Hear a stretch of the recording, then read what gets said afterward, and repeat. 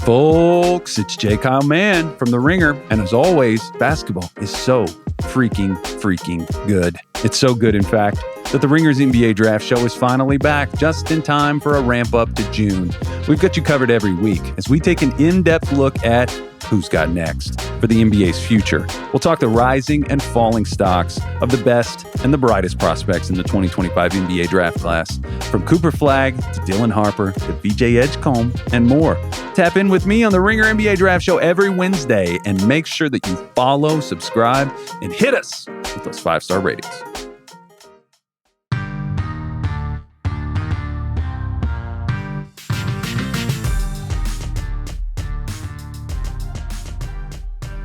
What's poppin'? Real ones. Logan Murdock here. Raja Bell there. Philly Bowl Cliff on the boards. Victoria on the video. We got a special guest in the building. Rasheed Wallace. Yes, sir. I told him real quick off the top, though, I was going to talk shit about his Chiefs because, you know, my Raiders are going to go 8-9 this year. And that's damn near a championship. That's just like, you know, we beat y'all on Christmas Day last year, and we about to go 8-9 this year. That's like, you feel me? That's like the equivalent of a championship or two. It's a banner worthy for the Raiders right now. So, you know, I'm about to talk my shit. So, fuck the Chiefs. Hey, Sheed, how you doing, buddy? What's going on? How you doing, man? Missed you, man. Yeah, you know my boy's gonna be back in it. You know the Eagles played a good game. Pigeons got us, but like I tell everybody in Philly, you know, they like, oh man, yeah, we beat y'all ass, this and that, da-da-da. Yeah, y'all won, but y'all ain't do nothing but just tie it up. And then it took y'all 4 years to get back there. So hold on, Sheed.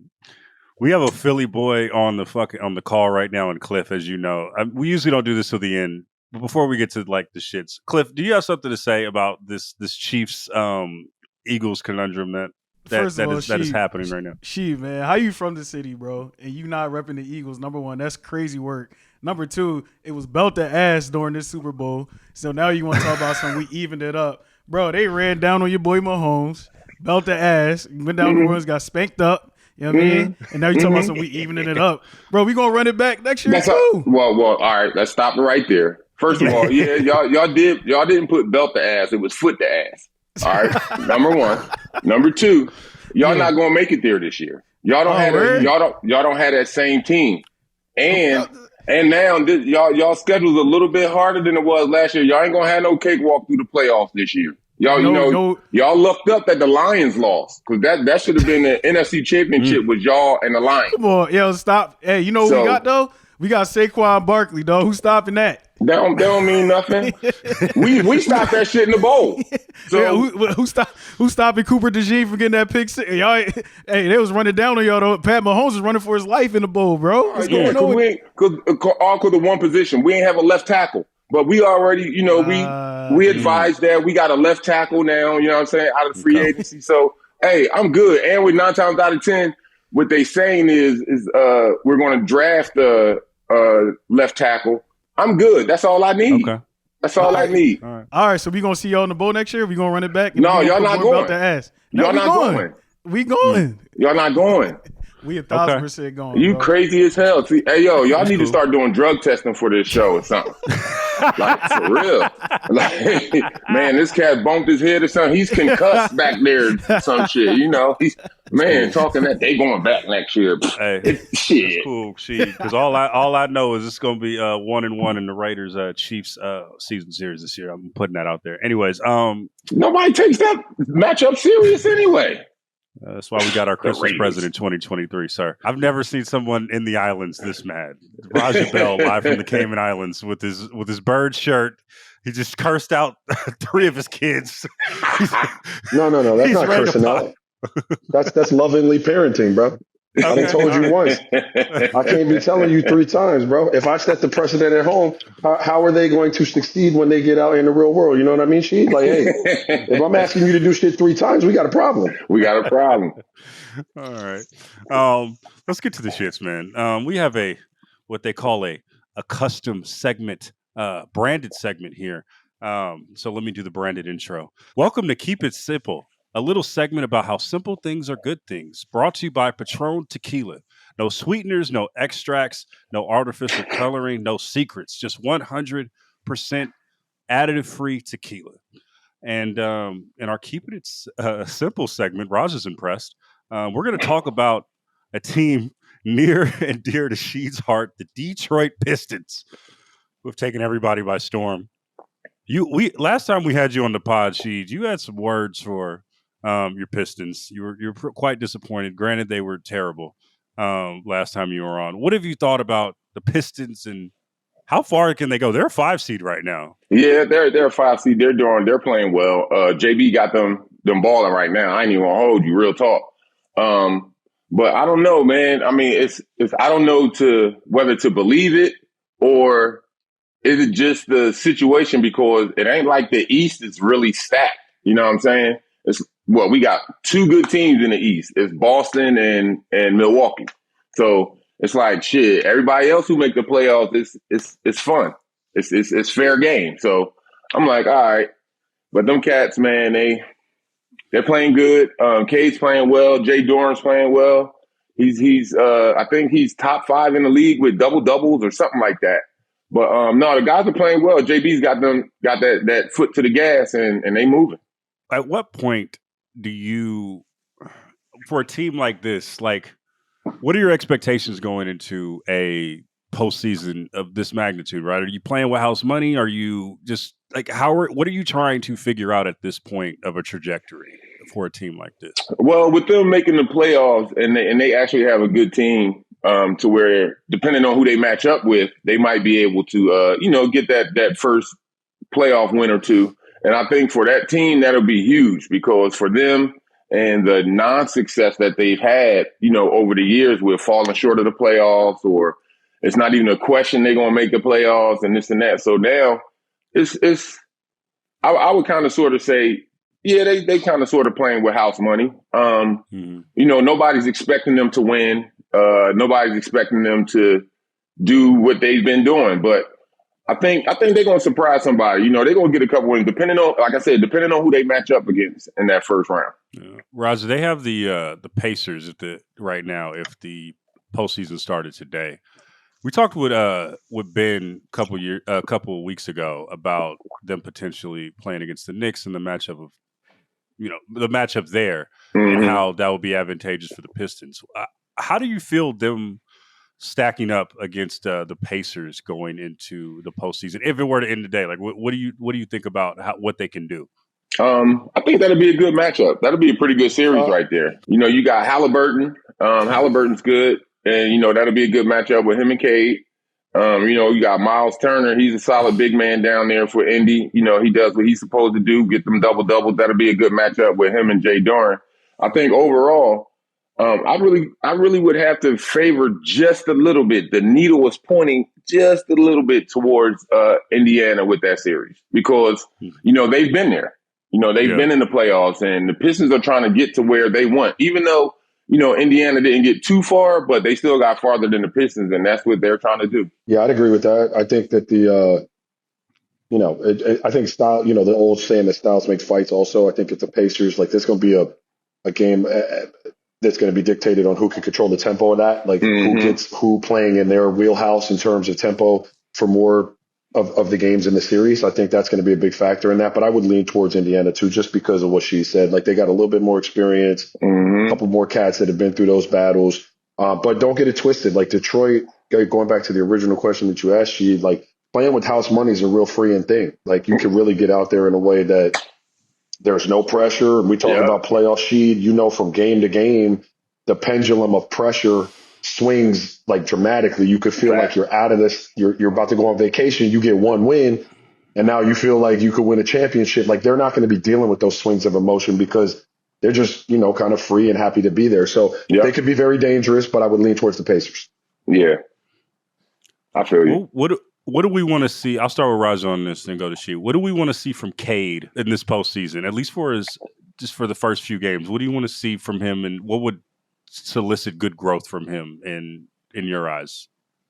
I just think consistency for him. If you hop out into the playoffs this year and you are looking, like yourself from the regular season, it would be, at a perfect world, he takes it up a notch, right? Like the true greats take it up a level in the playoffs. But even if you don't, and you were to just not have a precipitous drop in play, I think you're cooking, right? Because now you've got a cat that's taken one step throughout the regular season. Boom. Step two is taking that same production level. And when teams can really scout for you and dig in on what you're doing, it's not affecting your efficiency or your effectiveness. If he can do that, maybe squeeze a game or two out that they weren't supposed to win, and he's the reason they do down the stretch. I mean, that's pie in the sky. But I would honestly say just coming out and being as consistent in the postseason as he's been in the regular season, that would be a great step in growth for him and the franchise.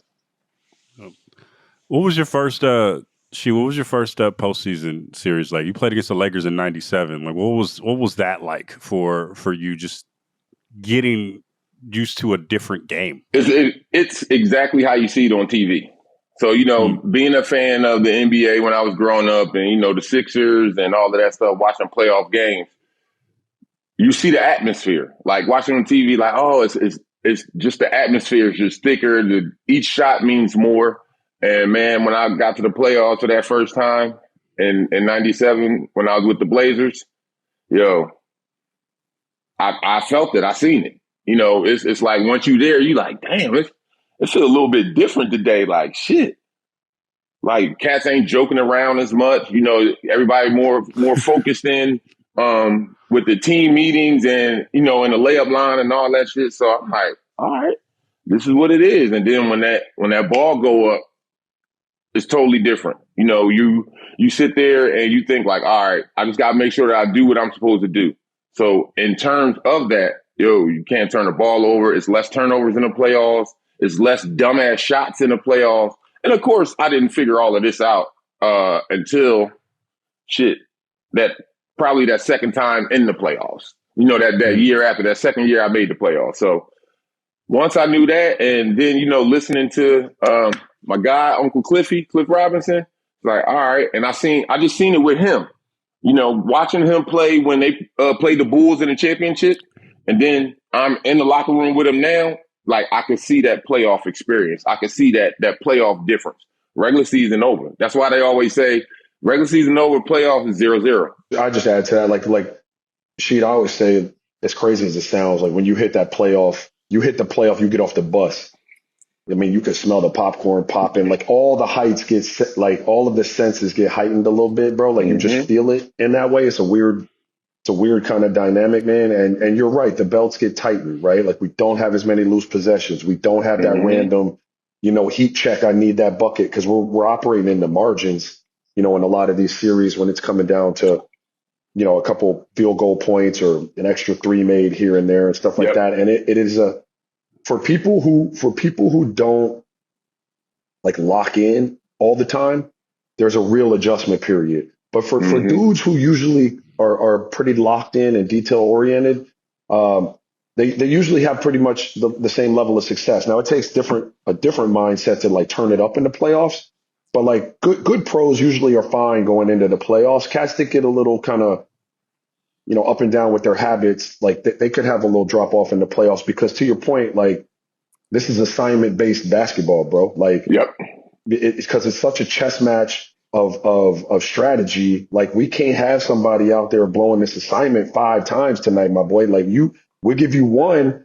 And if you can't get it right, we got to go to the next cat. We don't have the time for that. Yep. Yeah, everything. Roger, like you was like fish out of water going into the postseason, though, right? Like so you needed that mindset more than anything, right? Because you were just 10-day and then going right into the postseason with the Sixers. The best thing that ever happened to me was like I didn't have a full season to really develop any kind of habit. So the only thing I knew was postseason off the rip.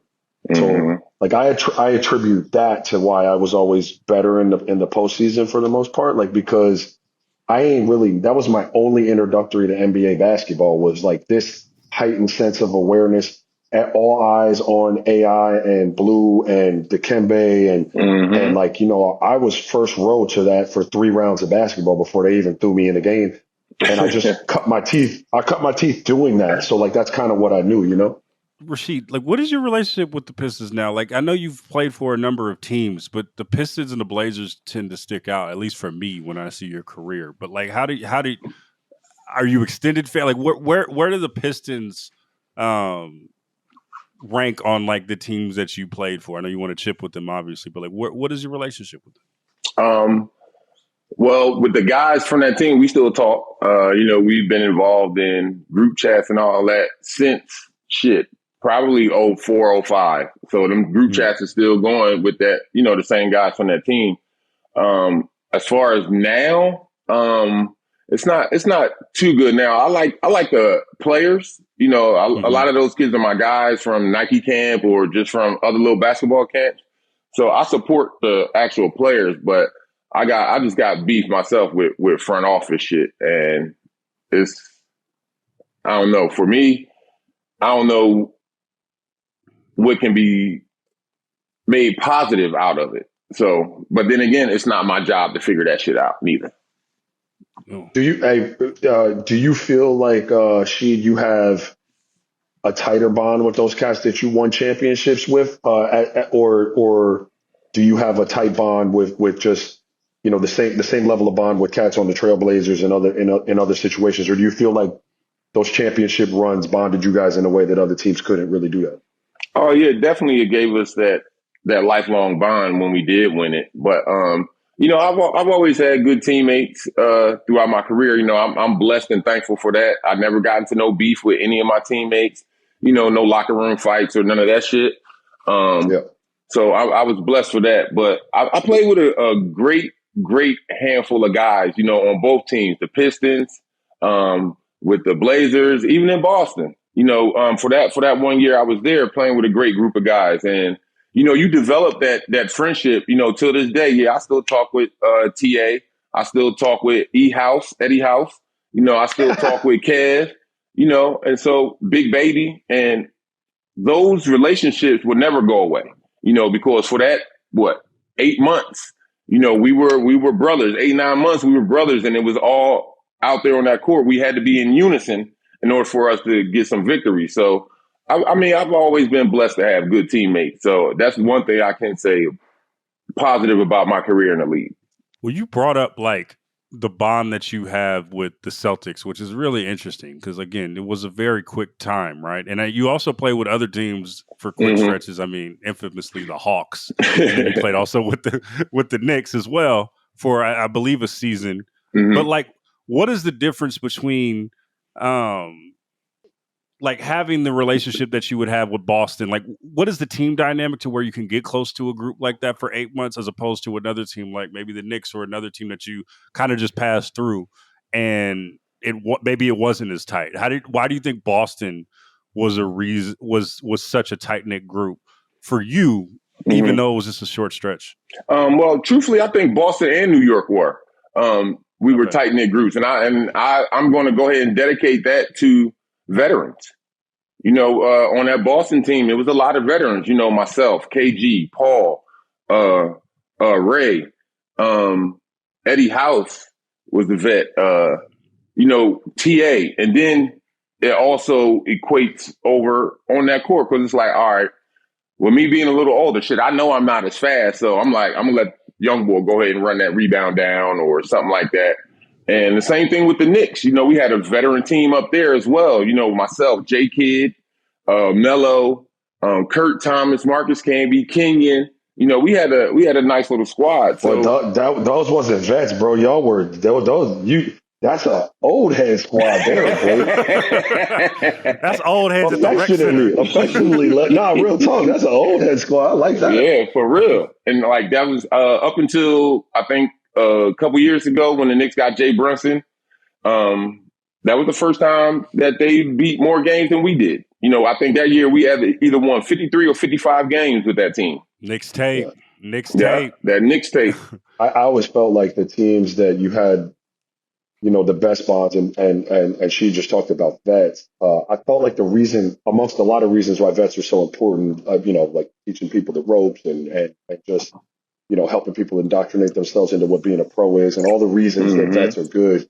They have a level of communication that's been worked on, so that they can organize and get things going. You know what I mean? Like I found when I was with the Sixers and I had, Blue and Kembe, and we had George Lynch and T. Hill. Chuck, and even when I got to Dallas with like Mike Finn and Nick Van Exel and Wiz, like all of those dudes were able to like bring you along with them, take you out to dinner. You know, as a young cat, like without a lot of experience in these cities and stuff like that, you can kind of get lost. You're left to your own devices. You're just trying to figure out what's going on. Those older heads bring you along with them, show you where we're supposed to be. Hey, don't be over there. You don't want to be there. Like, come rock with us. We'll go to dinner, have a couple glasses of wine. Like those type of things on teams that vets do and communicate the kind of messaging of where we're going to be tonight as a group and how we're going to act and how we're going to move. That becomes really important to the bonding and the chemistry of the team, And they help like in playoffs and in big games, and the vets make it easier for the younger players. I've seen a lot of things that the vets did when I was younger that I did when I became a vet. So let's say you up, your rookie contract is up, right? And so this is a big year for you. So like, all right, when I'm out there, if you out there with me, it's like, all right, I'm gonna go ahead. The play might be for me, but I'm gonna go ahead and kick that shit to you, for the jump shot. Just try to boost your numbers up so you can get some bread. And then it's also vice versa. When you're that young guy and you've been in the league for a couple years, and like, all right, my vet, he up for that new bread. So I got to make sure he get this new bread. And it's the same thing. You feed the vet and you try to do all the things that you can do to help them get that money, because at the end of the day, shit, no matter who getting paid, but we all got to get this win. Yeah. So we all got to be on the same page for that. And that was Keep It Simple, brought to you by Patron. When it comes to ingredients, Patron stays true to tradition. No additives, just craftsmanship. That's why their tequila is crafted with 100% Weber Blue agave, water, and thyme. Visit PatronTequila.com to learn more. The perfect way to enjoy Patron is responsibly. Copyright 2025, imported by the Patron Spirits Company, Coral Gables, Florida. Tequila, 40% alcohol by volume. Get Raja a bottle of tequila. Leave all of that in, Cliff. All of it. That was terrible. That's fine. It's fine. It's been a long time, bro. Boy said Coral Gables, Florida. Leave all of that shit in. Coral Gables, Florida. Hey, man, you know what? Fuck you. How about that? It's early in the morning here, man. Ain't nobody out here in fucking paradise, having practice cursing. Let me just say this. I'm sure none of y'all care, but like, this is not easy. This ain't all fun and games, bro. It's been a long time since I was day drinking for 4 days in a row, bro. That shit is kicking my ass. Oh, shit. That shit is kicking my ass, Sheed. I tried to watch the NCAA games last night. I woke up and all eyes are on me, knocked out on the couch, 9:00. Bro, this day drinking ain't no punk. Yeah, man. You ain't 20 years old at All-Star Weekend anymore, bro. It's not the same. Hey, that's why I stopped drinking. Like, only thing I drink now is I drink beer and sake. I can't drink liquor no more. Just for that same reason you said, Raj. It's like you wake up, your body hurting, all that shit. I'm like, man. The game, huh? Like you played a game. Shit, where the ice? Hey, yo, pass me the ice bucket. Like, wait, you just played? I just had 3 shots. But yo, not for nothing. Like when I was younger, because we've been here on vacation before, the sun did not affect me the way it does now. Like being in the ocean, all of that shit just saps a 49-year-old body in a way that it did not. So like, I'm doing this for y'all. I'm thugging through this. It's a beat down. The Ringer NBA show is brought to you by FanDuel. It's the final stretch of the NBA season, and the playoff picture is changing by the minute. Every three-pointer or fourth-quarter comeback means that much more. And with live betting on FanDuel, you can make the playoff picture a little prettier. So whether you're looking to ride with a hot shooter or think a team is due for a run, you can get in on the action until the final buzzer with America's #1 sportsbook. Let's look at the slate. Magic Hornets, huh? I think I'm going to take the over on LaMelo Ball points, and I think I'm going to take the under on Paolo points. Spurs Pistons, I think I'm going to take the Pistons outright to win that game. Jimmy Butler's return to Miami, I think I'm going to take the under on Jimmy points. Why? Because I just have a gut feeling.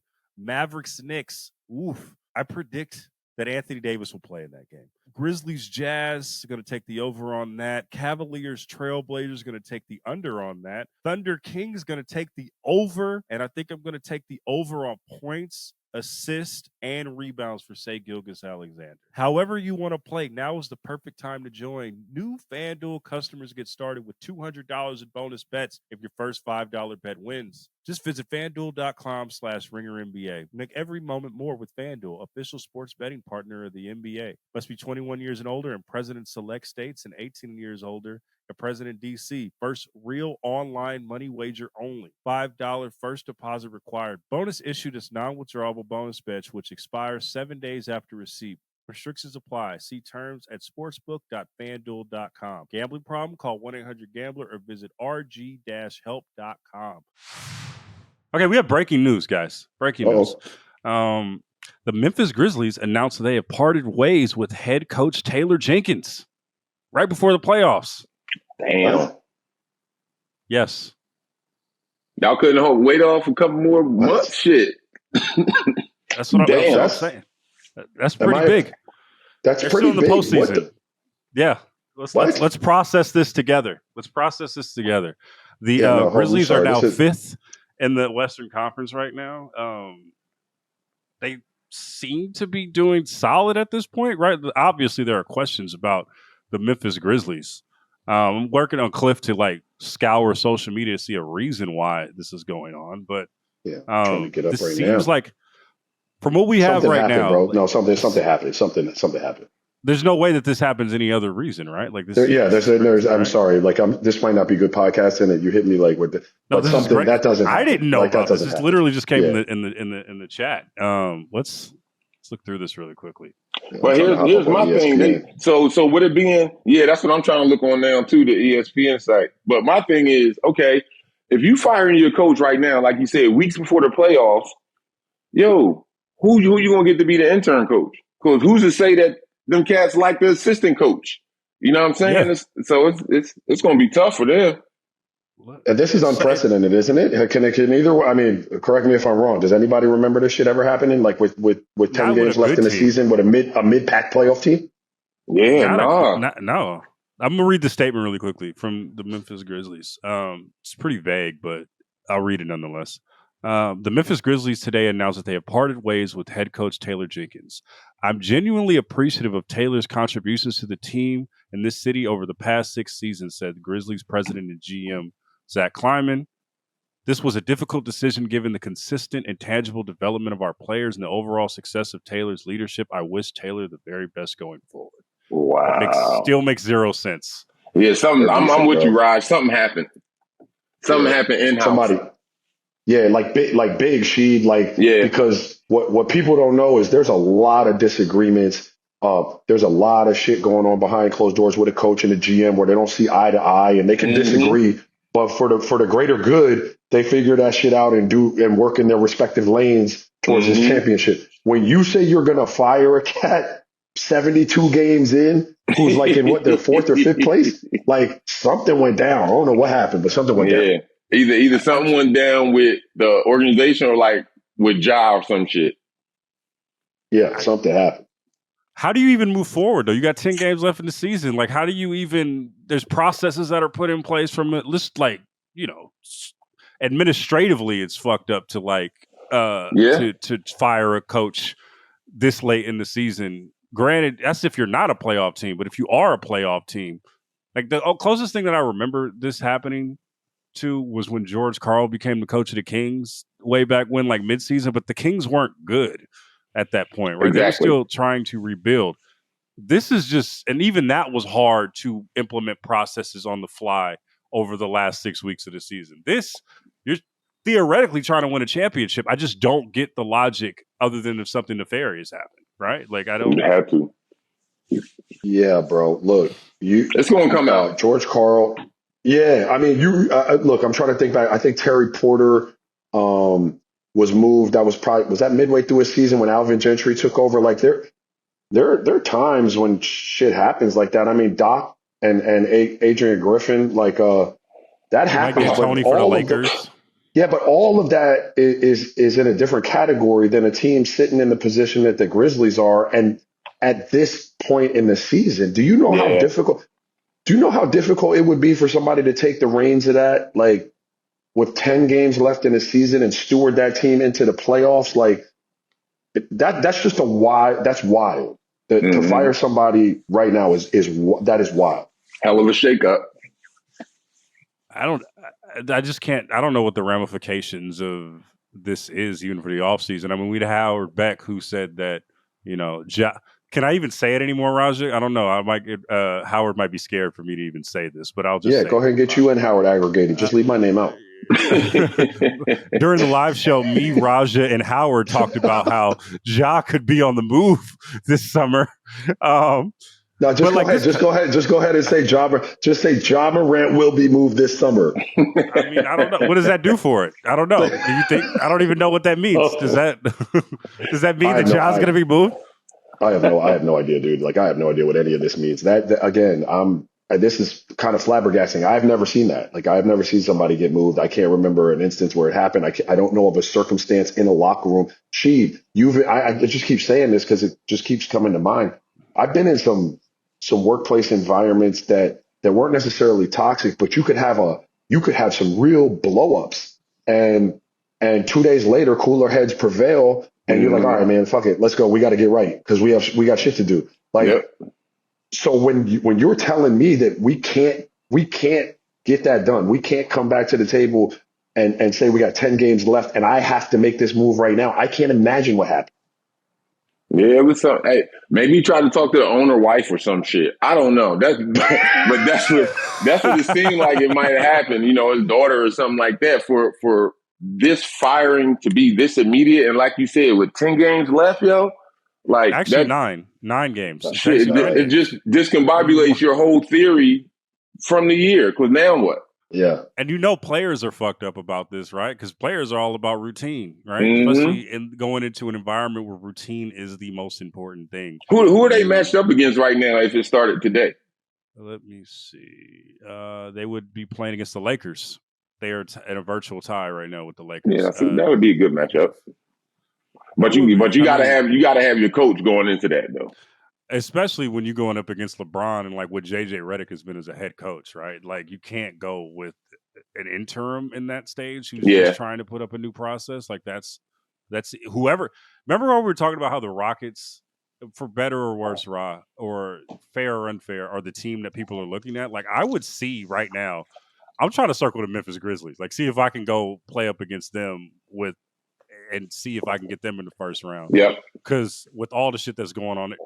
Do you guys do that sheet or Raja? Like where you guys just circle a team and be like, "Yo, if we get this team, or like if we could just position right here, let's go get them." Hell yeah, you supposed to, like, and especially if and don't let some shit happen with like the star player and the coach. Oh yeah, I'm bringing that shit up right there on the floor. Like damn, what you saying? Like damn, dog, like you can't live. The coach ain't gonna let you shoot. You can't play this and that. Man, fuck you, she, man. Yeah, but fuck that coach, man. I'm like, man, that's the same thing I would be saying. Fuck that coach. Steal. Like, man, what's the most diabolical way, though, that you have gotten to somebody's head that way? What is the most diabolical way that you can share? I don't know. I did it a lot. I did it mainly during the playoffs. And you got that guy that's coming off the bench. He ain't played all year. And the other forward center might be in a little bit of foul trouble. He ain't played all year. And he coming in the game, and the coach like, look, go in there. I need you to be that wildfire, that firecracker. And he want to come in there with all the wild, crazy shit. Hey, my man, calm all that down. We ain't. I know you're excited to be in the game, but calm all that down. Take this with you. take that with you. You know what I'm saying? Just going back to the bench with all that wild shit. But no, you just have fun out there. And my main thing when I did talk shit to people, it was about them. I ain't say nothing about, no guys' moms or wives, kids, none of that. That's crossing the line right there. When I'm busting your ass, I'm talking about you. Who's the top 5 trash talkers that you've been with? Not been with, but just like played up against. For sure, GP. In them Seattle Sonic days up there at Key Arena, GP for sure.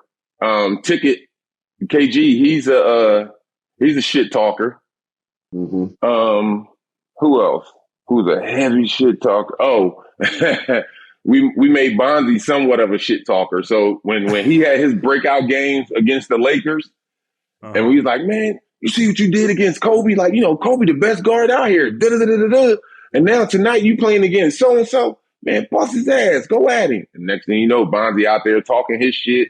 Like, man, somebody get this little man off of me. Lay up and all of this and that. So it's fun though. But like I said, once you keep it to the game, you don't make it personal to the point, like I said, you're talking about a man's family or something like that. That's too far.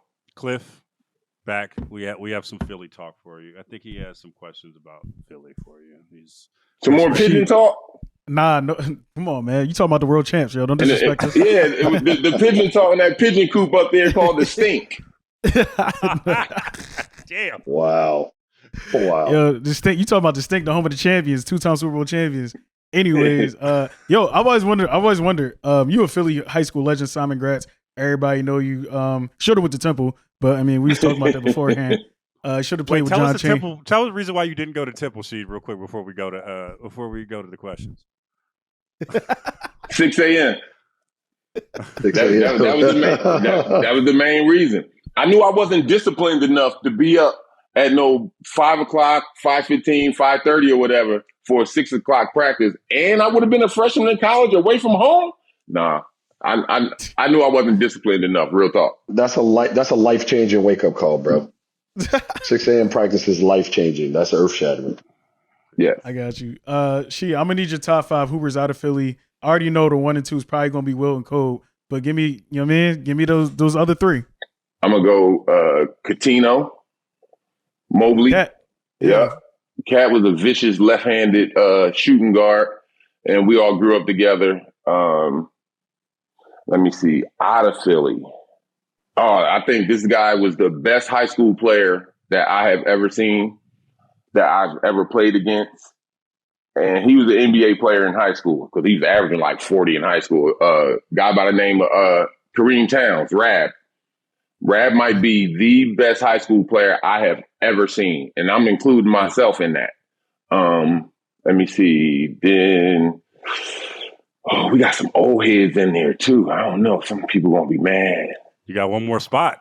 Yeah, that's what I'm saying. And it's a lot of old heads that, came up through Philly. For me, I would say for the sake of the conversation and people know, I would definitely have to say L Train. Oh, yeah. I know. Y'all Simmons, yeah, straight out of LaSalle. Actually, it's crazy. I grew up watching him. Went to a couple of LaSalle games because I lived down the street from there, and my older brother was a big basketball nut. So I was heavy into LaSalle. Him, Dougie O, Randy Woods, like that was a good squad. And Train was a scoring dude, man. Hey, you talk about put that ball in the hole, one way or another, L Train gonna put that ball in the hole. Me and Cliff pre-pod were talking about like just public school basketball in general, right? Like, and just like how that shit is dying right now. Like, it's dead. Yeah, there's a couple public schools like out here that are like still popping and like it's still winning state titles up in California. But like overall, I get your point. Like it is dead for the most part. But can you tell us the energy of like Philly public school basketball when it was at its heyday and what that shit was like when you was playing? Oh man, it was awesome. And then look, here's the thing: I ain't even gonna go into the public league with it. I'm gonna go into the Sunny Hill League with it because that's where all the pub kids played at. You know what I'm saying? So it was like, let's say you playing the Sunny Hills, Raja, at all? Nope. No. Okay, go ahead. That joint was dope. So they had it on every level. They had middle school, high school, college, and pro-am. And so. Let's say Northwest team, that's the team I played with. So now it's me.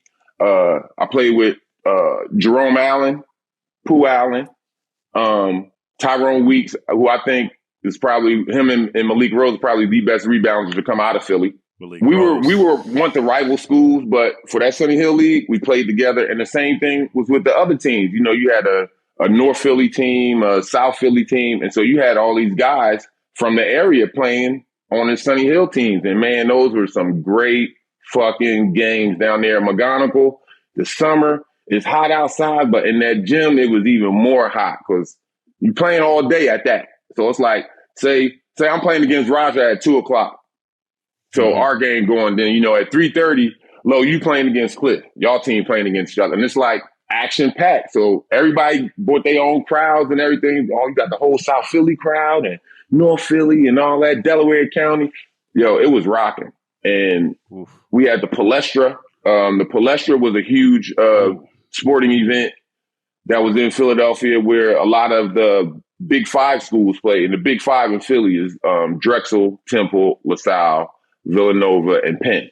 So they play like inter matches throughout their year, but mainly they played at the Palestra, which was University of Penn's campus. And man, hey, high school games, championship games. Wait, I've been at the Palestra. I think I went there once for a shoot around. I think the Warriors was shooting around there. Like they did and it's old. Yeah, it's an old gym. They film Rocky in that gym.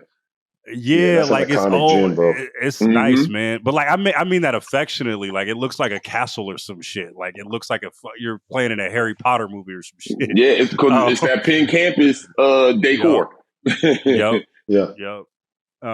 Roger, did you have any like experience in when you went to the Sixers? Did you have any experience just with Philly basketball in general, like in the inner city? Did you go to any of the games? Could you feel that energy when you were playing? Just the love for the sport?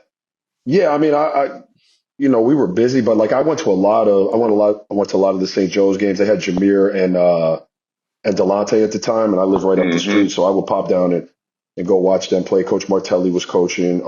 We get out to Villanova once in a while, but I caught some Big Five games in the Palestra just because they were, those transcended like the Philly area. People knew about those even in Florida, so I got to catch a couple of those as a fan, which was incredible. But just generally speaking, like the Sunny Hill League, my uncle, well, my mom's from right outside of Philly, so my uncles were living in Philly at the time when I was younger, and I used to come up, hang out with them, and then go up to 5 Star up at Robert Morris and like Holmesdale and shit. Yeah. So I used to kick it in that little outskirts of Philly for a while and then go up. And I always wanted to play in the Sunny Hill. Like I would go down, he'd take me down and we'd watch a couple games, but I never got to play because I wasn't really from the area and shit like that. But in terms of a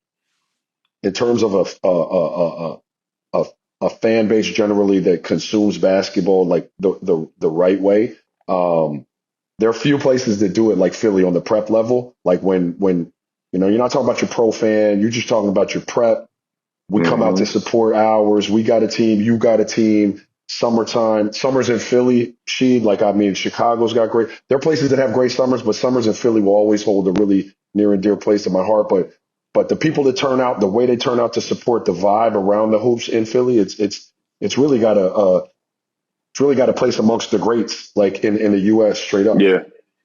I was reading a book. I just finished it actually on Kobe over the last couple of weeks, and it was written. I think it was Roland Lazarby. I probably messed up his name, but he's a great author. But they were talking extensively about the Sunny Hill League and how much of a community, how much it was the history behind it, and how much it really was just a beacon for the community. Like Sunny Hill literally made it so like keep people off the streets, and like as a result, it did build it a lot of pros. But Jelly Bean was a big part of that in the beginning as well, and then into Kobe. Do you have any Sunny Hill Kobe stories, Sheed? No, Kobe came after me in Sunny Hill. Okay. I'm a little bit older than him, so when he was playing with the Delaware County Lower Marion team, no, I was already gone. Okay. Was there a buzz there though when you was like about this dude, like that was like, oh man, like he might be good, and then you was like, man, oh yeah. Yeah, okay. No, it was definitely buzz going around the city because and then the thing about it, everyone was just saying that he was a good player, and they couldn't find another Philly great or whatever to do the comparison with or whatever. Because I would probably say he's probably one of the best shooting guards that come out of Philly. Yeah. And it was a lot of hype around him. It was like, oh, and up there was the biggest question. Oh, where's he going to go to school at? What is Villanova doing? Villanova is down the street from his house, and his pops went to LaSalle. Yeah, exactly. So everybody thought they had a little inside track with him, and he was like, I got something for all y'all. And went straight to the league. Yeah. I wanted to have some MVP talk, but more just some Jokic talk, because we talked about Jokic last time you were on the program, Sheed. I know he's probably not going to win MVP for this season. Just, I mean, the injury, I think, like really took him out of the running and just missing all these games. But as a big man, can you really put into perspective like the special type of season that we are seeing from him right now? Just like and how hard it is to kind of put some of the stat lines out. Can you put like a meat and potatoes perspective of like what he's doing right now as a big man in this modern game? I see him making a dent in the game the same way that Shaq did. You know, when Shaq first came to the league, and, you know, he was breaking backboards, rims, the whole back supports and all of that stuff. But he was a figure. He was a monster. And, you know, he had that force with him. And to me, with Joker, he's not necessarily as physical or monstrous as Shaq was, but the skill set is there. You know, he can pass, he can shoot, put it on the floor good enough to get to the basket. And I think what makes him a great player for real, in my opinion, is the fact that he's unselfish. You know, look, and I don't know him personally, never met him, but just from watching him play, you can see that it's like, all right, if they trying to double me or, you know, they coming at me and I see my man, I'm going to zip that ball to him real quick. I'm not going to take that shot over a double team or nothing like that. You can see he's a team player. And you don't see that too much in today's game because everybody is out for self. Everybody want to jack up all the threes and shit. But, you know, he mixes his game up. That's what I like about him. He's not always going to stand out there on that wing to shoot them threes. No, hey, if you see that mismatch, I'm going to go ahead, do the old school slow back down and go ahead and get this bucket. What do you think about what he's done over the last few weeks, Raja? I mean, we haven't talked to you in a minute. I would love your opinion on it. What have you seen from him when he's played? I mean, he's. I mean, I see what I see from him all the time, man. Like he's a you know, a kind of a puppeteer out there, man. Like he just. I mean, I don't know what you would call it if you're like the marionette doll. I guess it is the puppeteer, but like he has an ability to just move all the pieces with like what he does, right? And his mastery. I was talking in the kitchen the other, like one of my buddies is on vacation with me. He's a basketball coach, and like all of our kids clearly hoop, and we were just kind of talking about it, and he came up, and him, LeBron, Luka. I mean, they're guys like this where when they move, everything moves, right? Because of how good they are. Yep. But their mastery of the understanding, you know, of that. So when, you know, I do this, you know, she's got to do that. And, you know, a lot of players can play like one pass ahead in a sequence. So like I drew a big, I can hit that. Or I drew a big, the help is coming to take away my first read. So I'll go to the second read.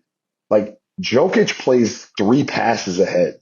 Like LeBron plays 3 and 4 passes ahead where you're like, how the fuck would he make that pass? How would you even see that? Like the one that caught Brook Lopez the other night standing there, like wondering which way did he go?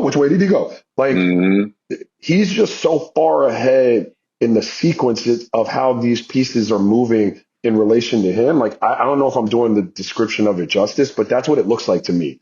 Like he's going to move and everything else is going to move. And he's just way out in front of that, like the Matrix almost, right? And I mean, Sheed is correct. Here's the deal. He looks like he's so lazy. Like, and I mean this affectionately. Like I'm sure he's not lazy, but he looks lazy, right? And so he looks like you after 4 days a day drinking. Damn right. So like, it's almost like he's like, man, I'd much rather let you guys do all this hard work and score the ball if I could just set you up to do that. But you know what I mean? Like that's his normal instinct is to just be like, man, if we can win a game and I can have 27 assists and Sheed has 40, like I'm cool with that. He's like, fine, I'll shoot this 3, bro. Fine. I got it. I got mine. Yeah. His scoring's almost like out of necessity, right? Like it's like, all right, bro, I got to keep you honest, so I'll score a few buckets, and I'm really good at that. But I'd much rather just like have 28 assists and then, you know, get up out of here. So it's fun to watch. It's a mastery. That's what's up. That sounds like a good life. Good work. You can get it. And then you know the other thing I would say about Joker, if you look at previous athletes who dominate their sport, man, they in tip-top condition. You know, they might be a little jacked up a little bit. Hey, yo, if somebody said to me a few years back, looking at him, that he's going to be the best player in the NBA, I would be like, no way. Just looking at, you know, his body structure, like, for me, and you know, this is a basketball term and shit, y'all know it, he doesn't pass the eye test. No. He doesn't pass the eye test, but damn, hey, the boy can play, though. I ain't going to front. The boy can play. It's going to be – I can't wait to see them in the playoffs. The Nuggets are just so interesting because they do have Jokic, but they also are perpetually bound to get tired in the second round. And somebody – like I wish that there was just a better supporting cast and better depth around him so he could have, like, proper chances to win multiple titles. You know, he's like 30 now, so we'll see. I have a couple more questions for you, and then we got Ruin of the Week, and I'll get you out of here. But Sheed and Raja, I just saw this come down the pike. No, it's no more Taylor Jenkins news. We'll get, if I find that, we'll get some more. But the NBA will not keep the All-Star mini tournament for next season. They have scrapped it. Good. Good, bad. Should they even done it in the beginning? Was this a big waste of time? Like, what do we feel about the forever changing of the All-Star format? Like, what gives? What it says about the game is we in trouble. You're coming up with all these gimmicks to try to please the fans because everybody just tired of watching these motherfuckers for 48 minutes just jack up threes. Like, even cats that ain't supposed to be shooting threes is jacking up threes. Like, yo, that shit gets boring. And number one, it takes away from the game because it don't take a skill set to shoot a three. You know what I'm saying? Anybody can shoot it. The worst man on the team can shoot it, no matter how ugly the jump shot is. Shit, can you imagine if he played in today's game what Chuck Hayes' three-point shot would look like? That's going to be scary. But that whole... That actually might be entertaining, though, Sheed. I don't know. Oh, it would. Look, I would rather watch that than that little mini tournament or whatever they wanted to call it for the All-Star game. But it's just all gimmicks. Look, to simplify the All-Star game, to make it like it was, yo, all you got to do is get a couple people like, yo, look, all right, y'all out here joking. No, I'm serious as shit out here today. You know, the same shit that back in the day when Raja and I were playing, like the All-Star games we played in, yo, all that joking shit, and I'm gonna just go ahead and let you do your fancy dunk. No, fuck out of here. Like the only freebies that if you look at it from the All-Star games back in the day was like the fast break full length court pass. That was it.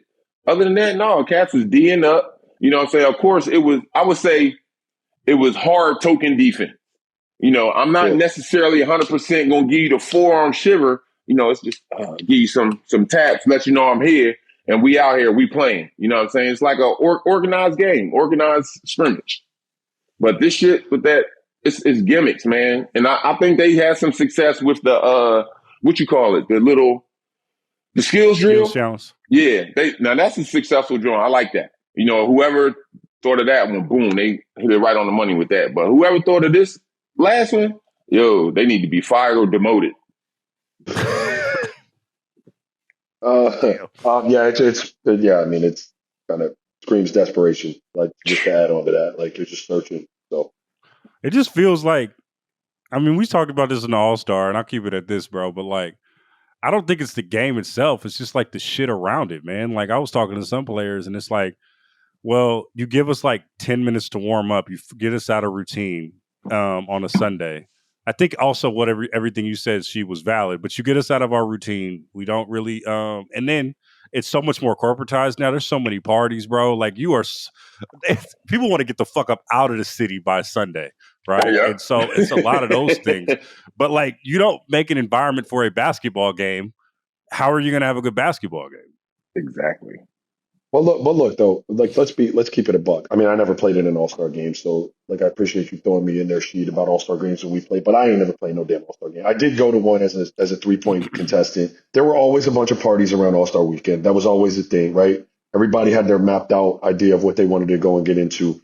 You had much less time to recover and recuperate from your All-Star weekend, like responsibilities back then. Now you've got the All-Star weekend, and then most cats get to go on a little mini vacay out there.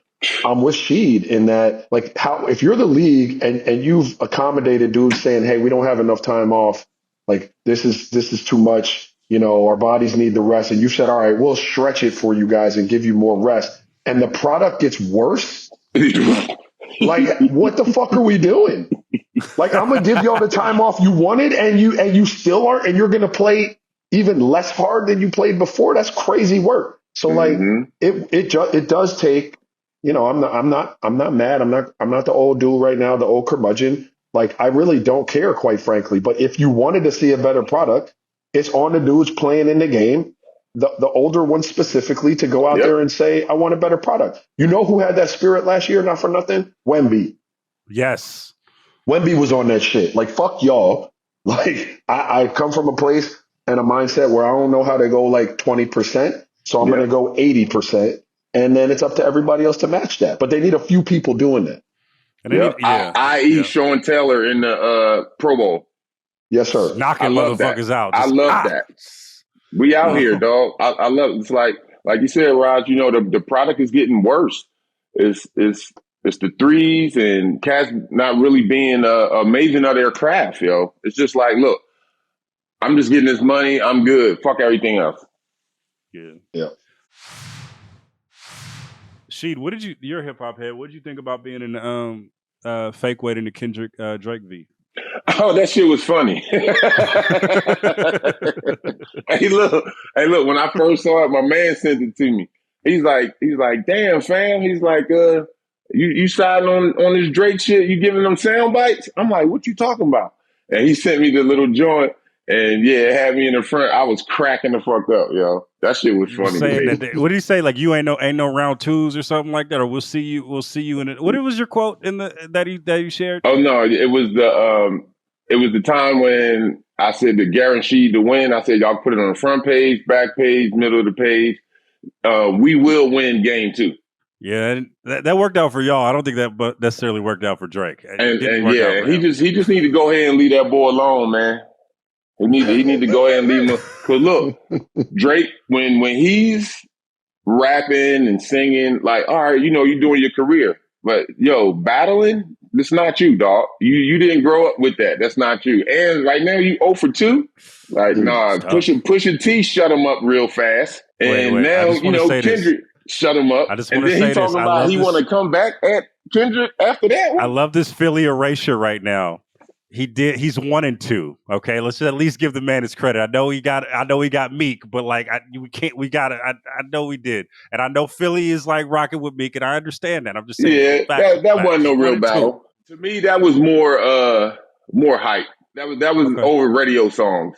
When Drake ain't on the radio, all that shit ain't being played on the radio. I don't know about them bars, and then on the other thing, shit, he got too many ghostwriters. Yeah. One is enough. Can I ask a question to you two though? Like, just real talk before we get out of here. When we're talking about beefs, you've seen obviously the friend of the show Stephen A. Smith's beef with LeBron James? We've been watching it back and forth. Let's do it. Yeah, we've been watching this, right? Yeah. My kids kind of hit me to it. I didn't even know what was going on. What do we think about that? First of all, I love you, Roger. The growth right here, buddy. Let's go. When I think about it, first of all, I think it's just sad all the way around. Like, what are we doing here? Like, I feel like this is a 2-week news cycle. Word. That could have been a phone call, literally, right? Like Brian Windhorse is catching strays, right? Like, for no reason. And like, Brian's a nice guy. He's been on the pod. There was no reason for that. There was no reason for that, right?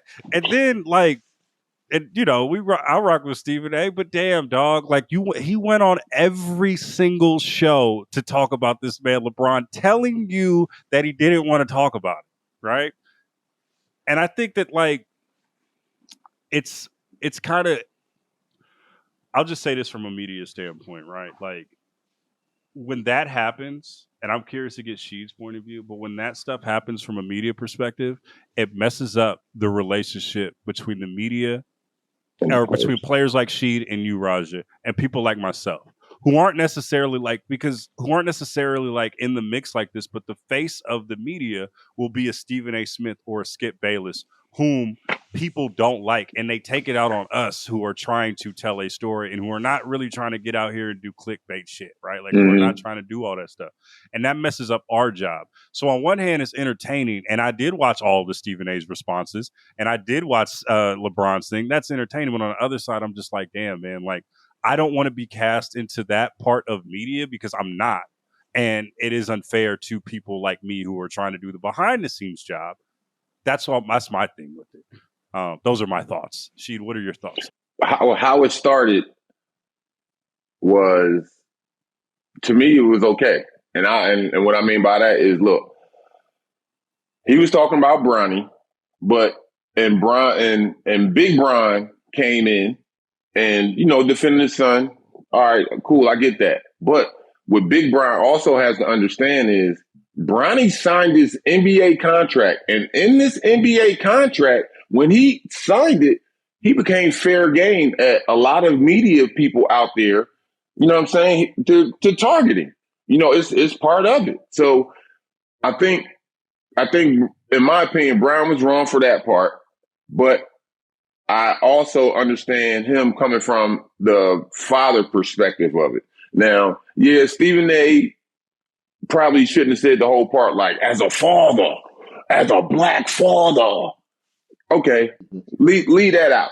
You know what I'm saying? Just, he might have went a little too far with it right there. So, in my opinion, in that first one, both of them, made a little mistake. But like you said, for this shit to keep going on for 2 weeks, and then Stephen A. like, oh man, if it would have came to it, I would have swung on him. And then you got people showing the meme with Stephen A. trying to box and shit. Like, yo, I'm telling you, this shit is hilarious. It's hilarious. But I do agree with what you said, because there are some reporters who, quote unquote, are the face of the media, and that can fuck it up for, more local media guys.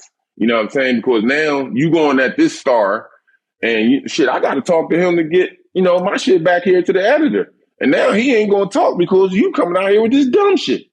You know what I'm saying? So it's both of them just need to calm down, and everybody just need to go ahead and move this shit out the way. Stop trying to make so much out of it. Everywhere that Brian goes on the fucking, what's the one dude, the boy on ESPN, Pat McAfee show, he was talking about it a little bit, and that riled it back up, and all it's like, man, just let that shit die. They ain't going to fight. You know what I'm saying? And it's just the player speaking up for his son, and it's just the reporter doing his job. Selling wolf tickets. Yeah. Okay. Cliff has been texting me. He wants to come back on again. He has to ask you a Sixers question and we can get out of here. He's like, we have to ask about the Sixers. We have to do this. Go ahead, Cliff. Go ahead. Let's keep it simple, dog. What the hell is wrong with the Sixers, yo? I know you. I know you got mad love for the Sixers. I know you seen the team in disarray this year. They still might not get their pick if the lottery balls bounce the wrong way. I've been watching Cooper Flag. I've been getting hyped. Asking for more misery, brother. That's like every other episode. We could be real disappointed right now. Let's go with the Sixers, dog. Sixers ain't shit right now, dog. And it started, to me, it started in the summer. Because first of all, if I just paid this dude $250-something million and your knee is already jacked up, nah, you're not playing in the Olympics, dog. No, because you know why? Because number one, the Olympics ain't investing in you. So tell the Olympic Committee, tell the OIC or IOC, whatever they call it, tell them to pay you $250 million for this time. No, he should have sat out. That way, your knees getting healthier. You got all summer, rehab and getting stronger, doing the things you need to do with it. But he doesn't. So now he's dragging this motherfucking knee all through the fucking Olympics, dragging this knee all through motherfucking training camp and preseason. And then what fucks me up is how you going to come out and say, before the season even start, I'm not playing back-to-backs this year. Like, what? Like, you know what that does? That kills the morale of the team, dog. Like, you saying shit that you won't do before the season even started. And then I'm mad at the fact I told people, yo, we should have won after DeMar DeRozan. DeMar DeRozan fits Philly. You know what I'm saying? Even though, yeah, he is the LA kid, but he fits Philly. Just his whole demeanor, the way he plays, the midi and all that. He ain't out there trying to be pretty. And then when we got Paul George, I was like, all right, we got Paul George. Like, let's see what he do. And then when they gave him all that bread, and then all the bread, then you ain't playing? You doing worse than what fucking Tobias Harris did? No, that ain't sitting right. And now we fucking stuck. You know what I'm saying? Because ain't nobody going to take either one of them bum-ass dudes right now. So we fucking stuck, man. And then I feel bad for Nick Nurse. You know what I'm saying? Because here it is. And I think he's a pretty good coach. But now the shit ain't fair to him because we ain't got no fucking bigs, no scoring bigs. You know, we got some backup centers. They're doing their job. They're trying to play. You know, my man Dre Drummond is there too. He's trying to do his thing. But, you know, our backups aren't Embiid. You know, Embiid, when he's balling down there on them blocks and he's not trying to be KD out there and how you going to be 7'1" or 2? You trying to cast a hezzy crossover and all that. Man, if you don't get your big ass down there on that fucking block and score this rock dog where they can't stop you and get this motherfucking game, man. But yeah, I'm so pissed with the Sixers this year. And then here's the thing. Like I said, I can't even put it on the organization or the coaches. It's two dudes. That set it all for us. And it's like, I'm like, I don't know what the hell is going on. Why? And then you got the young boy, and I love Maxey. I love the way Maxey called him out.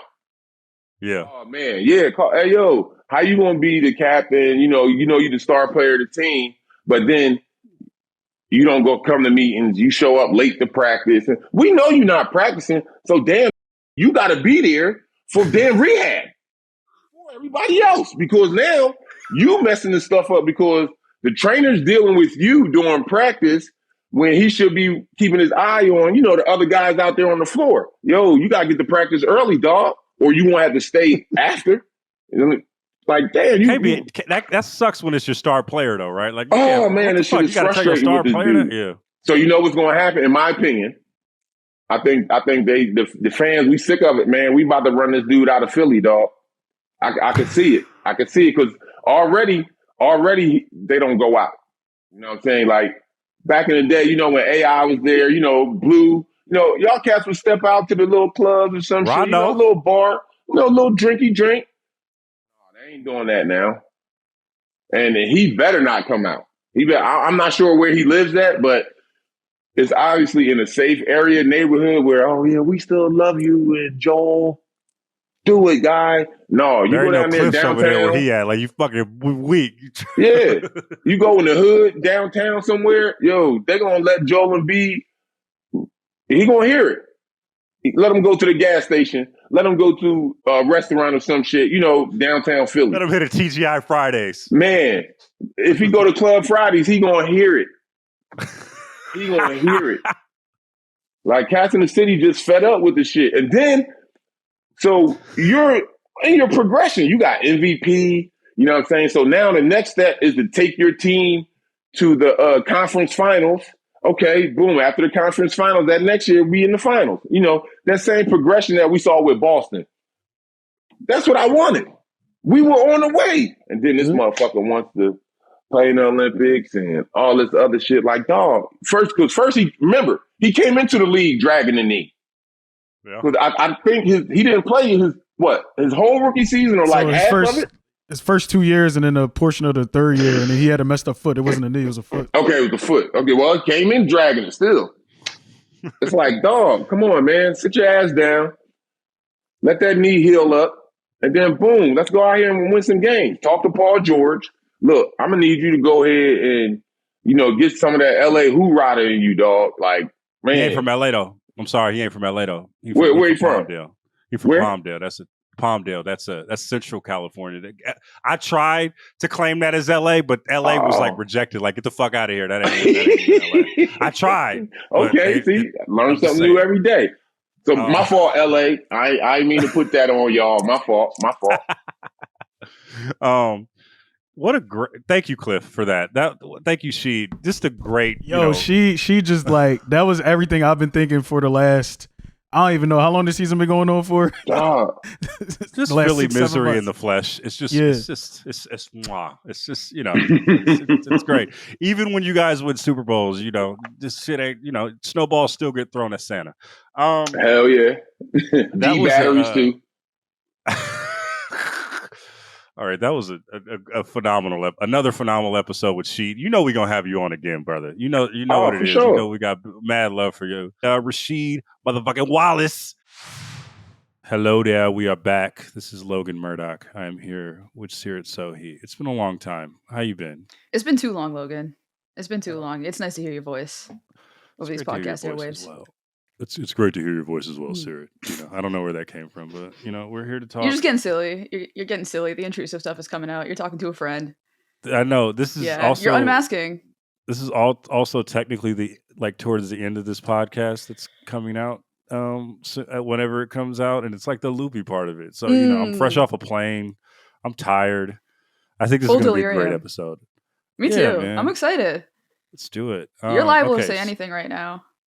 Good thing we have editors. Anyway, I wanted to get you on the program for a long time, but also specifically, you have a great show called the Ringer WNBA Show with great guests. And, it's been a while. We haven't talked W outside of the chat and outside of our 2-hour phone conversation. So I figured we bring one of those phone conversations here and let's just go through grief and heartbreak and detachment and all of that. It's been a big week.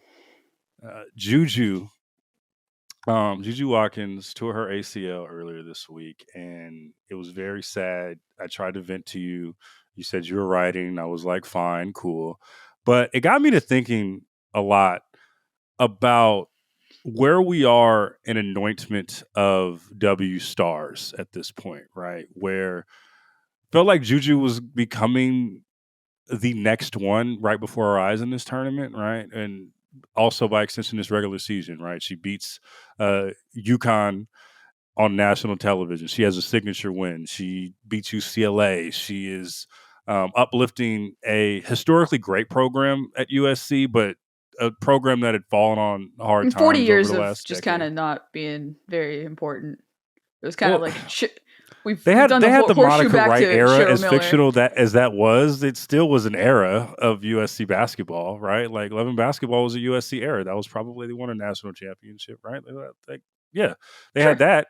Anyway, so in the public imagination, right, and that's all that matters. So but it made me curious of we're coming off the heels of Caitlin Clark and what that phenomenon was, and it felt like something was building here. At least to my question, where are we with the future of the W superstar? And how does Juju Watkins' injury affect that trajectory right now? Well, I think let's start with just what Juju is, what she means, and just the star power that she was starting to develop. Like you mentioned, those games against UConn, against UCLA, especially. I think in this era of college basketball, the transfer portal and everything just being chaotic, mega conferences, all of that. The fact that Juju Watkins just hated UCLA is a thing that really, really endeared her to me and I think to other fans, because I think that's what we all want to feel. Everybody just wants to feel like the athletes care just as much as the fans do about these things that, and frankly, a lot of athletes are kind of, they've become almost over professionalized and oh, every game's the same. Juju's not like that. Juju was there's no way you can't tell me that, I'd be remiss to say if I didn't get up a little bit more for these types of rivalry games. She's talking before about how she wants it to feel like football. Then she goes and has these games that not only on the court performance-wise live up to that, but she's also jawing with the crowd. She's doing the fours down. She's kind of becoming a showman right in front of our eyes. And I think that's what is part of what makes this so sad. Is this was going to be the portion of the season where the most amount of people would have gotten to see Juju, and potentially in an Elite Eight rematch against Paige Beckers, UConn, potentially UCLA down the line in the Final Four for a fourth matchup. We just don't get any of that anymore. And there was a lot of energy being poured into her. I think if there's one thing that I could say exists in women's basketball now that maybe didn't before is there's an infrastructure to build a superstar when there wasn't necessarily always that, right? So if you have the juice, if you have all those things, a lot of weight can be put behind you, and there has been, Nike, McDonald's, like all these sponsors. She's Gatorade, like we're going to be watching the rest of the tournament, and Juju is going to be the headliner in these ads. She's the voiceover for like even the Gatorade Cooper Flag ad. You have people asking, "Oh, who's more popular, Cooper Flag or Juju Watkins?" And Google Trends says it's Juju Watkins, by the way. But that's just part of, like she was going to not only be able to kind of get her star out there, but also bring in new fans that were probably thinking, oh, yeah, like I should check out Juju Watkins. Like I've seen her on billboards all over LA, and maybe you haven't tuned into a game yet. Maybe you've seen highlights, and that's kind of what's been lost. So I don't know who exactly fills in that vacuum. I will say this particular year, I think that the star power has been pretty flattened out. I don't think it's really been like a Juju and Paige only sort of thing. You look at the ratings for some of these games, LSU versus South Carolina versus Texas, Notre Dame versus UConn, Notre Dame versus USC. You do see that, players like Hannah Hidalgo, players like in the South Carolina dynasty, obviously, Flau'jae Johnson, Madison Booker, they are definitely a draw. I think that as much as people wanted Juju to be the person, or thought Juju would be the person that like single-handedly took the torch from Caitlin Clark, I don't really think that's what it's been. I think it's been, everybody has sort of been able to rise up, and we have more pockets of kind of niche stardom building up, right? So it's not, I think, let's say if this happened to Caitlin Clark last year, right? It would be of like a DEFCON 1 emergency as far as, Are you saying that the Juju injury wasn't a DEFCON 1 emergency? It was in my household. I think it was, but I would say it's DEFCON 5. I would say it was DEFCON 5, like alerts are definitely, you gotta, it's going to hurt. It's definitely going to hurt. It sucks for her. It sucks for USC. It sucks for the tournament. It definitely takes some of the air out of it. Like there's absolutely no denying that. I think that's part of what all of us have been kind of grieving as well, just like waiting for this moment. But I do think that there is space for somebody else to emerge. And I think we can talk about what we talk about on the phone too, right? Like we kind of need that to be organic. I think that's kind of like the next step here. Yeah, no. Well, in my mind, like I thought that the Juju, I do still believe that there was a large level of organic star power with Juju, right? Like even because stars are all about storylines. Storylines build stars, and she had the perfect one. Especially, you put it in your piece recently about how she goes to South Carolina and sees Asia Wilson's statue and is like, you know what, I'm going to build this legacy back home. It's like Asia did, but I'm going to be like her, but in a different way, right? She has the fact that she grew up in or played basketball and her game grew up in Watts, right? And then she goes and plays for USC. I told you that Monica Wright propaganda actually works. It worked recruiting wise. It may not have put any real wins for USC in the actual win column, but it was just a big foreshadow was coming, is all I'm saying. I will say, when you talk about the power of her emerging stardom, before the season, the one person that Juju wanted to see come to a game was Sanaya Lathan. And then lo and behold, the first UCLA game, who's there? Like she's got the juice like that, She's manifesting her dreams. See, she does, right? Mm-hmm. And like, I have in my group chats, hashtag boo boo for Juju, shout out Joni, talking about like all the teams that want to potentially tank in the W just to get Juju on the roster, right? Like it does seem like that there was this organic future Toronto tempo, Juju Watkins. I was thinking like more like a Golden State Valkyries. I think if you just bring that, you guys are going to be too good. I just think you guys are going to be too good. See what we're doing here? Okay, all right. Anyways, but I think that's the power of it, right?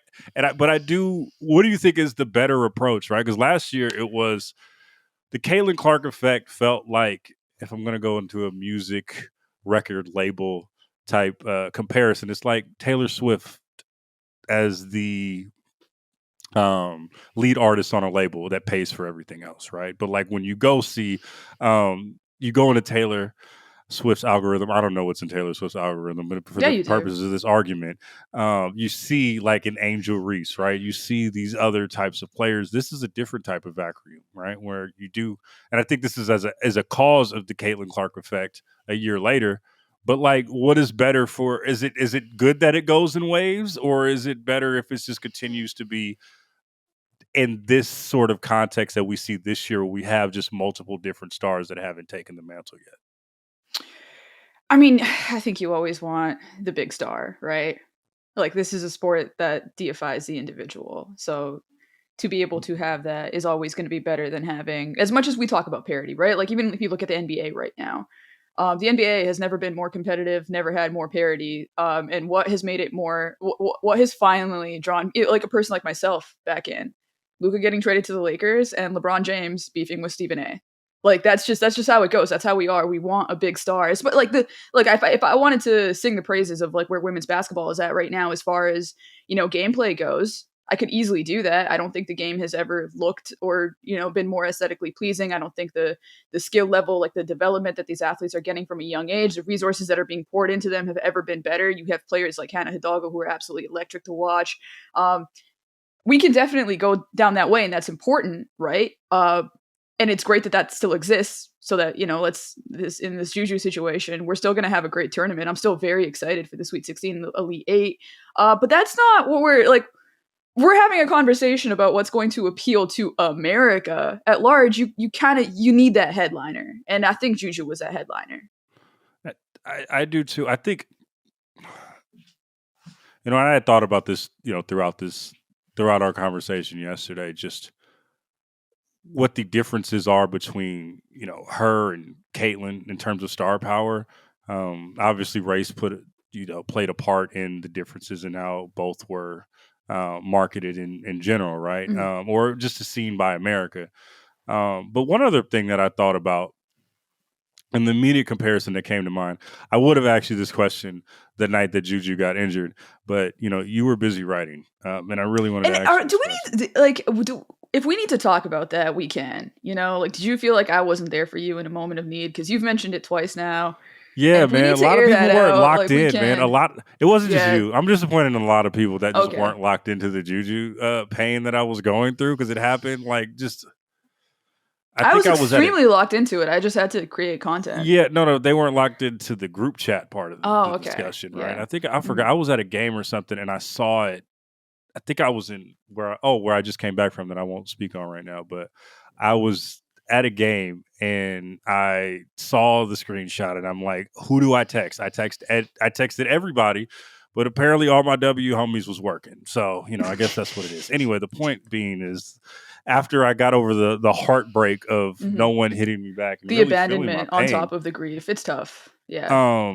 After that happened, I immediately thought of Paige Beckers, and I thought about,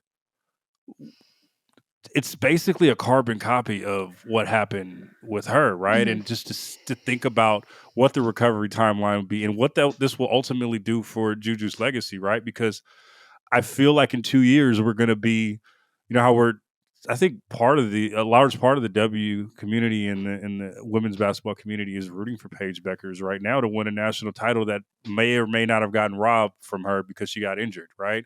I feel like we're going to have that similar galvanizing effect with Juju, right? Like, how do you feel like the return is going to be?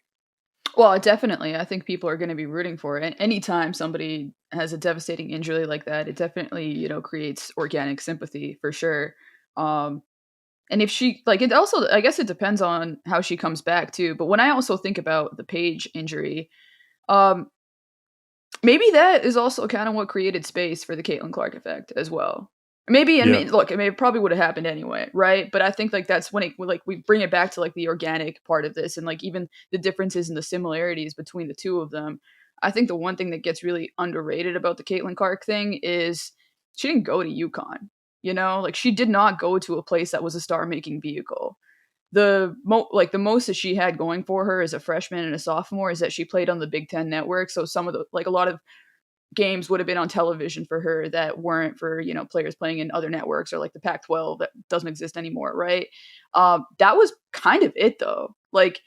I think people discovered Caitlin just kind of by watching her on TV, and being like, oh, who the hell is that, right? And I think that's part of what made it such a tidal wave by the time it was at its peak. And she has a game that's perfect for the modern game, and also just that she is a showman as well.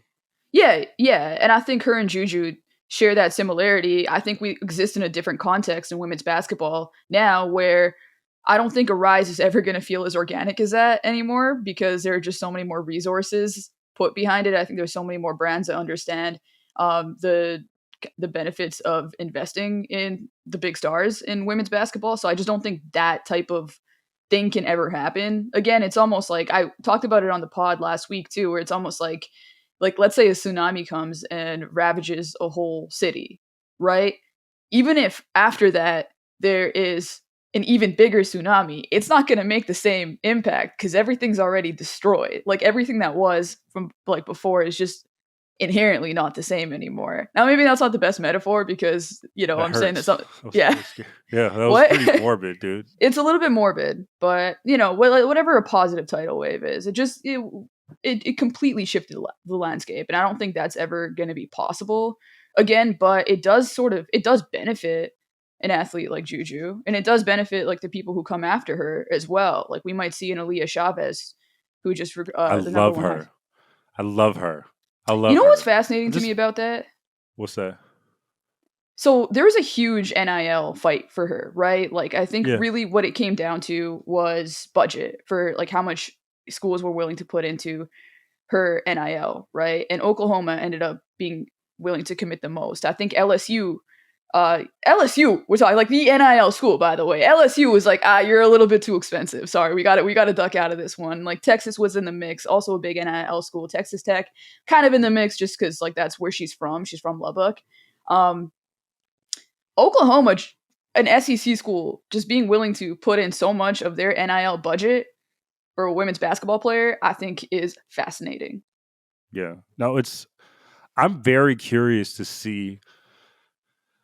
I was talking to Sue Bird a couple years ago. She was on the pod, but I was just thinking about just like, we were talking about, I believe, just the influx of cash into the women's game in general, right? Specifically in college. And I feel like we're talking about how college is uniquely positioned for the women's game to really make waves financially, right? Because in a weird way, it feels like the restrictions on going pro too early actually benefit the women's game because and we'll see what happens in the new CBA with the W and things like that. But like, you can make so much. There's no argument for a Juju or for a Paige to come out early because they're going to make way more money at school, right? Like Juju's going to make M's, a lot of M's. He's going to make more base whatever salary you want to call it in college than she is in the W, and we'll see how the salaries change. But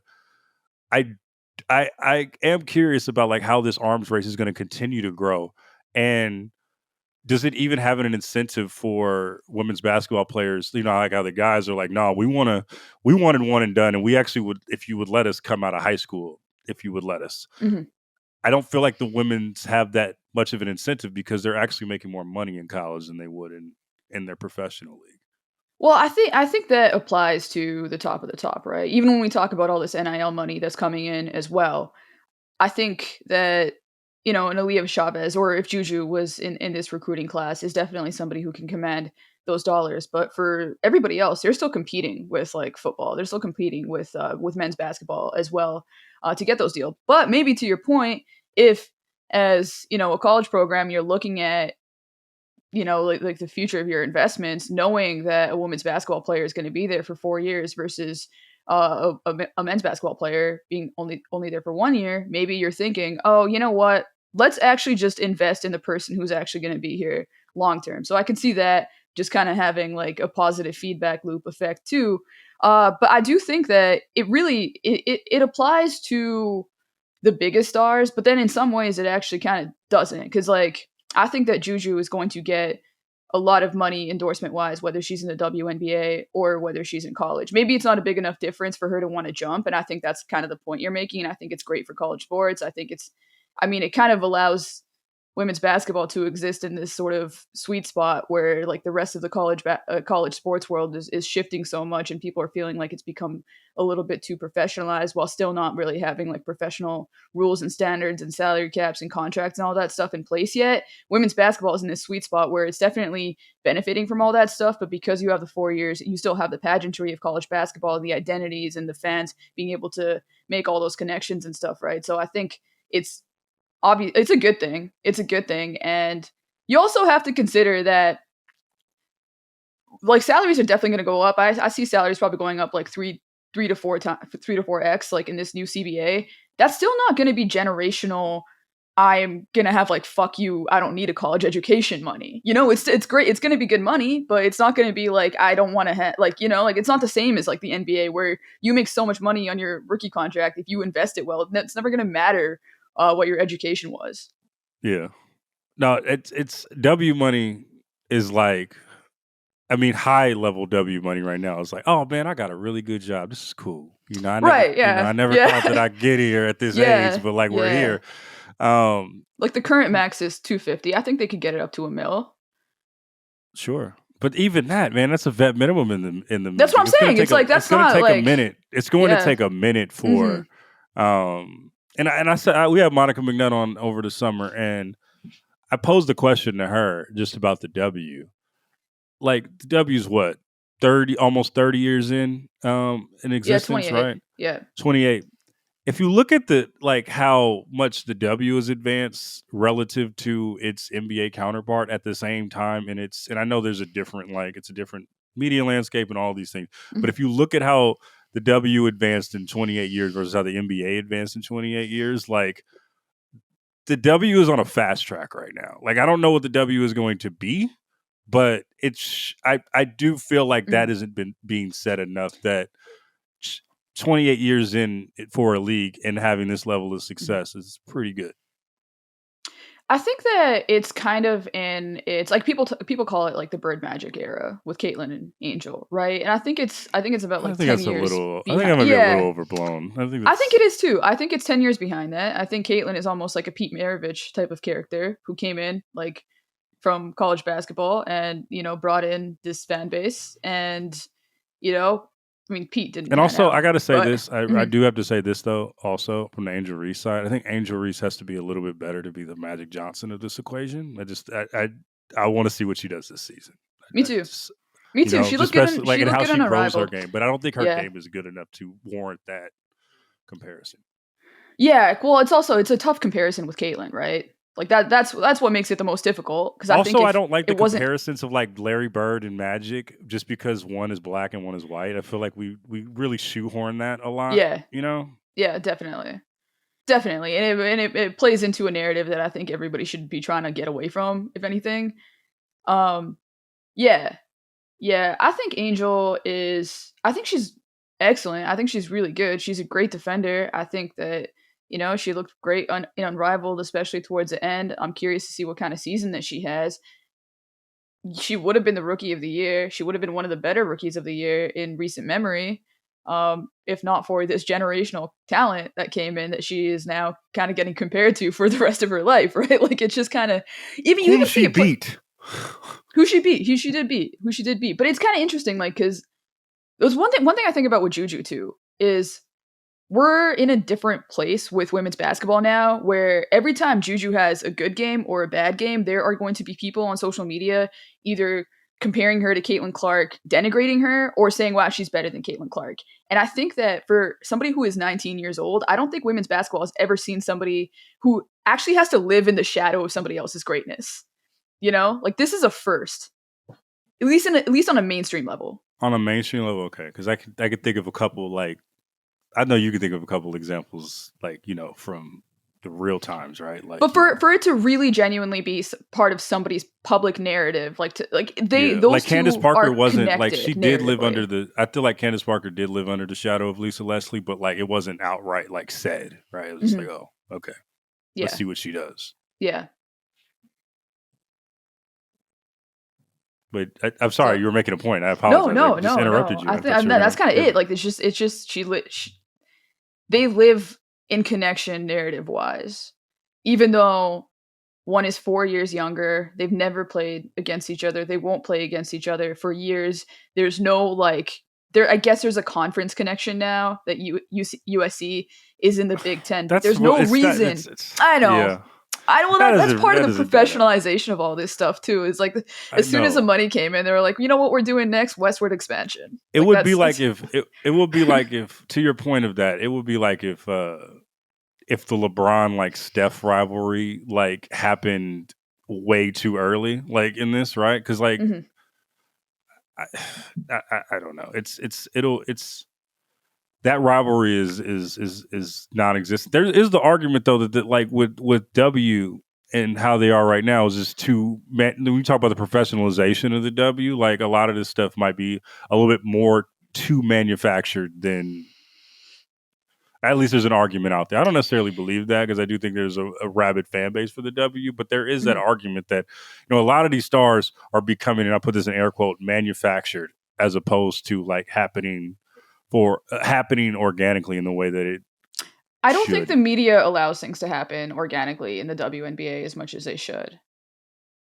I think that's part of it, and I think that's part of why there was kind of a disconnect with like how much fans connected to Caitlyn versus the media at first. And I think you saw it with like the way that Angel Reese was like shoehorned in as a rival. I felt like there was almost like this desperation to create a narrative that came from, I think, a place of insecurity in a lot of ways, like just needing to hang on to this special thing that happened in hopes that it catapults the rest of the league into a new stratosphere. Now, look, that happened anyway, but I think that I don't think it's like fully an old WNBA media thing. It's also like people like myself who are new into it, kind of taking frameworks that we understand from the NBA world and trying to impose them onto the WNBA, which is where you get like the Bird Magic stuff. Like part of that is trying to create a reference point for new fans, which I think is important. Like I don't feel bad about making NBA WNBA comparisons because I just think that that's a really what about easy the way for people to WNBA understand. comparisons of like every time Sabrina does something like compared to a man, like she's compared to Steph, right? Like the first thing that when she hit the shot in the finals against Minnesota, the first thing that we heard was the Steph comparisons, or we hear, and it goes back to a reference point, but also like I feel like that shields women from their own autonomy that they deserve. Right? On some level, it's a failure of creativity. I think. Yeah.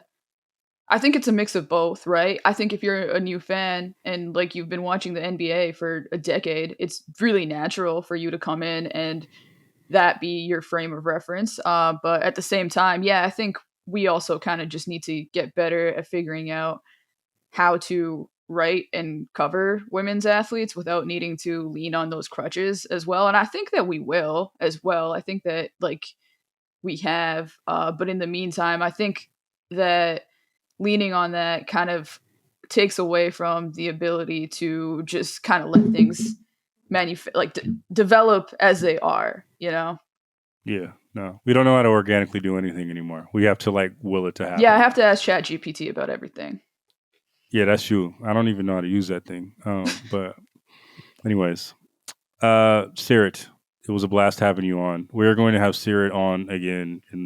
We had to just talk about Juju for 30 minutes, but we're going to have you on in a few weeks we're going to do a home and home, right? Preview? Yeah. Real ones? And then WNBA show, right? Yeah. We're going to preview the WNBA season. All right? Mm-hmm. That sounds good. All right, cool.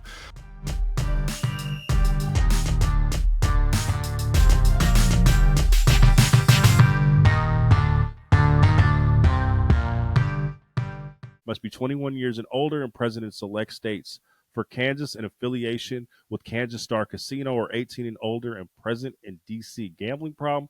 Call 1-800-GAMBLER or visit rghelp.com. Call 1-888-789-7777 or visit ccpg.org/chat in Connecticut or visit mdgamblinghelp.org in Maryland. Hope is here. Visit gamblinghelplinema.org or call 1-800-327-5050 for 24/7 support in Massachusetts, or call 1-877-8-HOPE-NY or text HOPE-NY in New York.